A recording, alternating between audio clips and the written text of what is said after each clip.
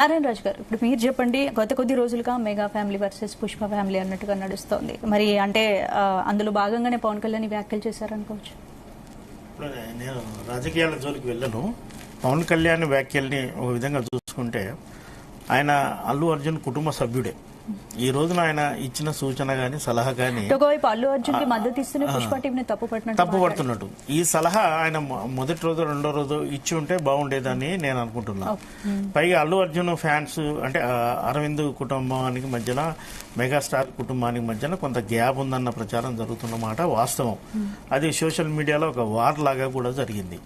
ఆ ఉద్దేశంతోనే ఇప్పుడు చిరంజీవి గారిని జైలు నుంచి అల్లు అర్జున్ బయటకు వచ్చాక చిరంజీవి గారిని నాగబాబు గారిని వ్యక్తిగతంగా కలిశారు.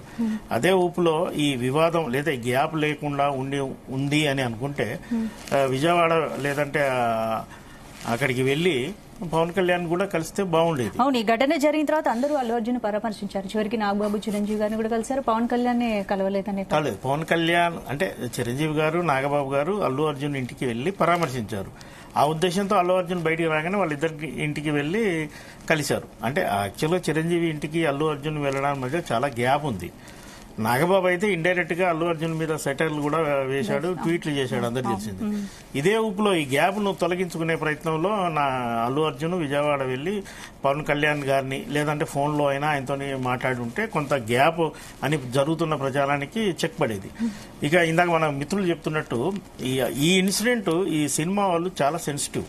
ఇలాంటి సంఘటనలు వాళ్ళకు తెలియదు. థియేటరు షూటింగు ఇలాంటివి తప్ప ఫ్యాన్స్ తో మీట్ అవ్వడం తప్ప ఈ అన్ఎక్స్పెక్టెడ్ గా జరిగిన ఈ సంఘటన నుంచి అల్లు అర్జున్ కావచ్చు లేదా మిగతా వాళ్ళు కానీ కొంత కోలుకోవడానికి వాస్తవ పరిస్థితులు అర్థం చేసుకోవడానికి సమయం ఉండొచ్చు. వాళ్ళకి ఇచ్చే సలహాదారులు కూడా ఈ హీరోల వ్యవహారం ఎలా ఉంటుందంటే హీరోలకు చెప్పడానికి ఎవరు ధైర్యం చేయరు. వాళ్ళ పిఆర్ టీం కావచ్చు ఇంకోరు కావచ్చు హీరోలకు సలహాలు ఇచ్చే పని చేయరు.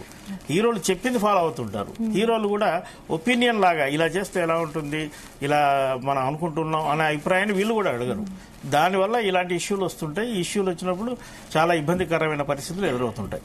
పవన్ కళ్యాణ్ గారు రెండు విధాలుగా ఒక టీంని హెచ్చరించాడు, అందరు కలిసి చేసి ఉంటే బాగుండేది అన్నాడు. సినీ పరిశ్రమకు చెందిన వ్యక్తిగా ఒక పవన్ కళ్యాణ్ సినీ పరిశ్రమకు సపోర్ట్ ఇస్తారేమో అని అందరు ఎక్స్పెక్ట్ చేశారు. రేవంత్ రెడ్డికి సపోర్ట్ ఇస్తామని మరి అదే విషయంలో పవన్ కళ్యాణ్ గారు రేవంత్ రెడ్డి గారు బెనిఫిట్ షోలు టికెట్ రేట్లు పెంపడం మీద పెంచమని ఖరాఖండిగా చెప్పారు. దాని మీద పవన్ కళ్యాణ్ గారు ఎలాంటి వ్యాఖ్య చేయలేదు.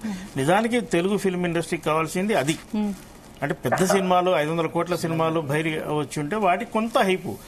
మొన్న ఇదివరకు లాగా 1000 రూపాయలు 1200 కాకుండా 100 రూపాయల టికెట్ ను 50 రూపాయలు పెంచుకునే అవకాశాలు లాంటివి కల్పించాలి. దాని మీద మరి పవన్ కళ్యాణ్ గారి స్పందన ఎలా ఉంటుందో తెలియదు.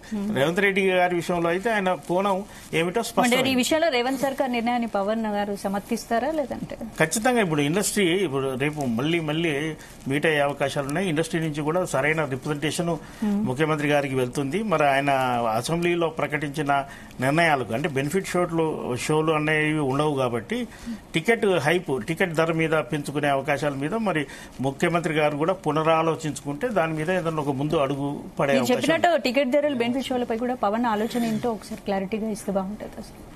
అదే ఇటు తెలంగాణ ఆంధ్రలో ఎలాగో టికెట్ల హైపు మొదటి నుంచి ఉంది.